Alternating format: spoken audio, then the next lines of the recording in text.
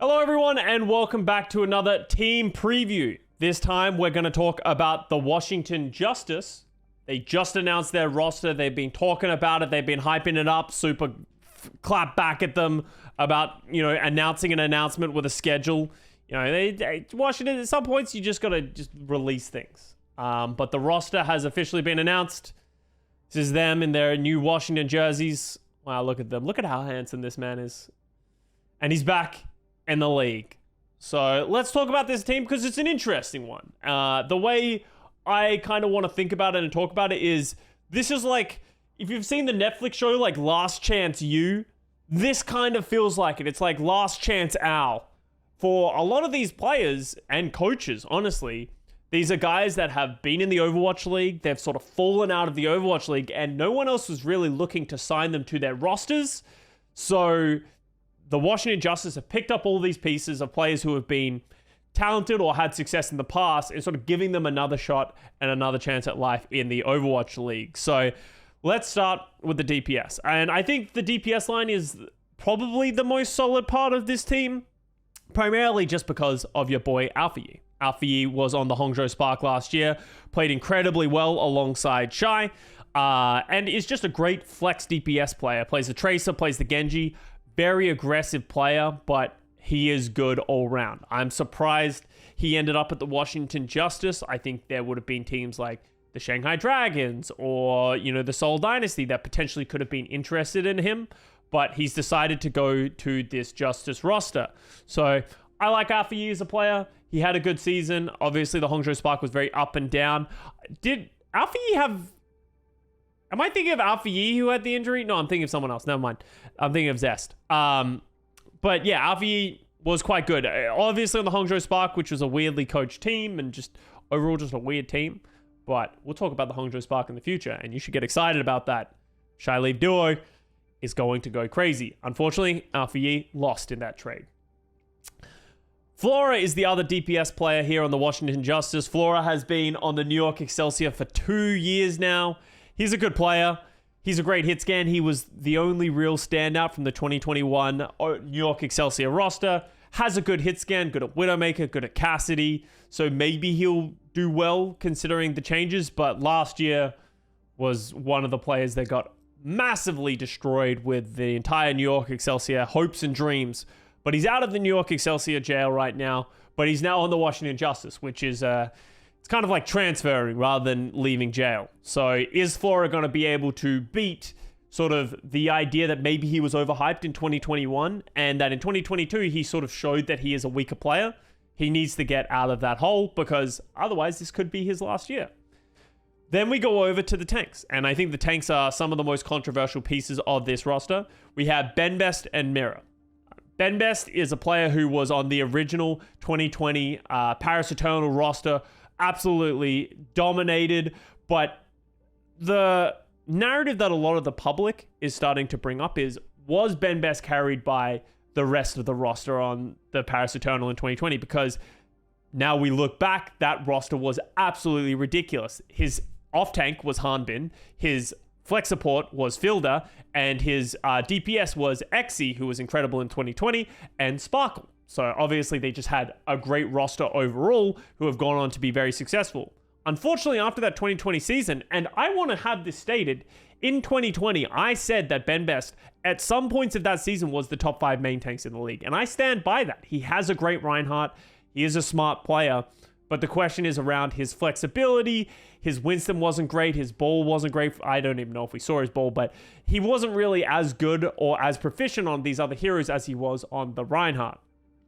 So he also wasn't really as required to play it. But Benbest has gone back to European contenders after that 2020 season. He's been on Team Peps. He's been having success in European contenders, coming second. I guess we can look at his just look at his resume right here. He was on Team Peps. He's been, second. He's been having some all right performances in European contenders. He played on Team Peps with Get Amazed, who is now the head coach of the Paris Eternal. So he's come with Get Amazed to this roster, and he has a second chance to prove himself that it wasn't the roster that he was on it was him and his skill, and he can show that now in a completely different game of Overwatch 2, where you're expected to be more flexible. So Ben Best has to beat that narrative, and just look how handsome he is. I hope he does it. He has always been a good player.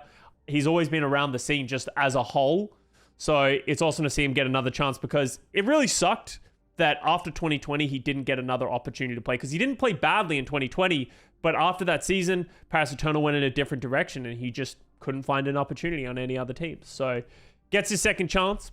And talking about second chances, Mira is someone who has bounced around the league for a while now, and he is moving to the off-tank role permanently. And he's one of those flex DPS players who played a lot of the silly heroes, primarily Doomfist, and now that Doomfist is a tank, he made that transition over. So in 2021, for the Gladiators, he played a little bit of off-tank, playing that Xayah. Then in last year with the the Vancouver Titans, he joined this roster when they were 0-12. He came in, went about 5-7 with the roster when he started playing, had a lot of success. He's a good Doomfist player. He's a good flex DPS, flex tank player, and I actually kind of like this signing. There are other stable options that you could go for in European contenders just out there, but I think Mira has been shown, and everyone I've talked to who has played with Mira has said he has been a great teammate. So another player who's been giving another chance when really no one else was willing to give that to them. So Mira, Ben Best, a questionable tank line, but if it pays off, they deserve props for taking a risk on these types of players. Moving over to the back line, we have FD God, another player coming in from Team Peps with Get Amazed. He had an incredible 2020 season with the Paris Eternal.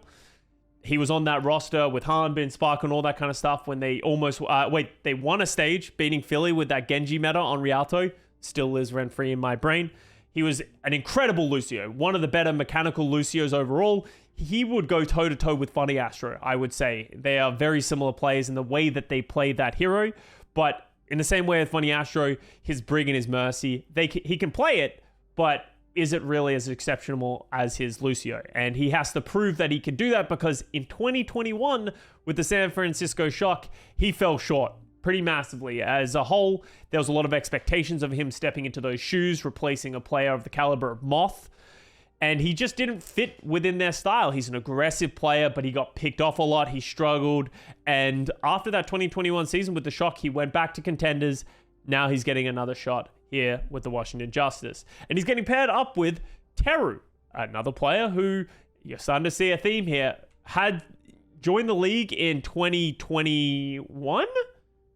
Yeah, 2021 with the Vancouver Titans. My years are getting blended together. 2021 with the Vancouver Titans, he was on that roster that I think they won one game or no games in that season. He played the Genji, but towards the end of the season, with all their struggles, he ended up moving over to play a bit of Brig. He did a little bit of different gameplay and sort of going over to the support role just to fill in holes where necessary. After that roster finished in the season and they got completely dropped, he went to contenders, joins Team Diamond, and goes full-time flex support. He plays a lot of flex support. He actually came back into the league at the end of last year for the Hangzhou Spark. You might remember him as the most aggressive Kiriko that we've ever seen in the Overwatch League. He was just existing in the backline. If you've ever seen a ranked game and there's a Kiriko existing in your backline, Teru taught them how to do that. He sort of paved the way for that level of success, and he was pretty good at it. He's a good flex support player, and he has a lot of mechanics from being a flex DPS player. So now he is coming into the Washington Justice. Another player that untested, unproven within this role, but has a lot of upside if it ends up coming together. And that's the roster. They only have 6 players as of right now. There were some rumors that they might pick up other people, but with Washington doing just such a big announcement for all these players, this is at least the core of the team to date. A lot of question marks. A lot of last chances for a lot of these guys to prove that they have what it takes. Right now, we're assuming this team's going to be pretty middle of the table. I think there is some upswing, but I think it's more likely there would be a downswing. It's a lot of, it's a mixed roster. You got European players getting mixed with Korean players. Some of these Korean players have never played on mixed rosters before. That is going to be a thing that they're going to have to navigate around. So Get Amazed is the head coach of this team. He put it together himself. He is a good coach who had a lot of success in the 2021 season with Paris Eternal back then, when he brought that roster to an 8-8 season when no one really had high expectations for them. Unfortunately, he went back to contenders, Team Peps, and that's how he pulled him, Ben Best and FD God, back into the Washington Justice. J-Mac, another person who is sort of unproven in terms of he's been in the league but hasn't had a lot of success as of late. He was a player on the original 2020 London Spitfire, but went on to coach for the Paris Eternal last year and the year prior to that, and we all know how that went. He was on there in 2021 originally with Get Amaze, so there's a little bit of history there. And then last but not least in the coaching staff, we have Danny, who is an incredible coach who has been around since like the beginning of time on Atlanta Reign. He's an analyst, one of those coaches that you wouldn't really hear much from, always in the background. He's the guy who's looking at scrims, talking to players, doing a lot of the background work. And everyone I've talked to about this coach, they've said he's a great guy. He's very good at what he does, and he understands the game at a high level. He's been around since 2017 Kungana, if that rings a bell to anybody, but he's been on Atlanta Reign his entire career. So this is his first step away from that team and going to a new roster in the Washington Justice. And that is the whole team. That is your Washington Justice for this year. They have a lot of doubters to prove wrong. There's a lot of people saying this is just a very mid team, that they're not going to go anywhere, that the ceiling that they can get to is quite low. But hey, that's what this whole roster was built for, to prove and defy the expectations. We've seen it in the past with the 8-8 Paris Eternal that Get Amazed originally coached. We saw it last year with the London Spitfire.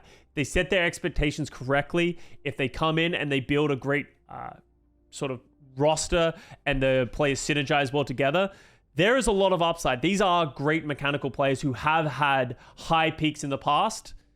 Can they get back to it? It's my team preview for the Washington Justice. Thank you very much for watching. I'm probably going to look at the San Francisco Shock next. If you don't want to see them, let me know who you guys want to see. Make sure to hit the subscribe button if you want to see more of these team previews. We're going to get all of these West ones done before the Bro-Am starts on the March 23rd. Thank you very much for watching. I love you all, and I will see you guys next time.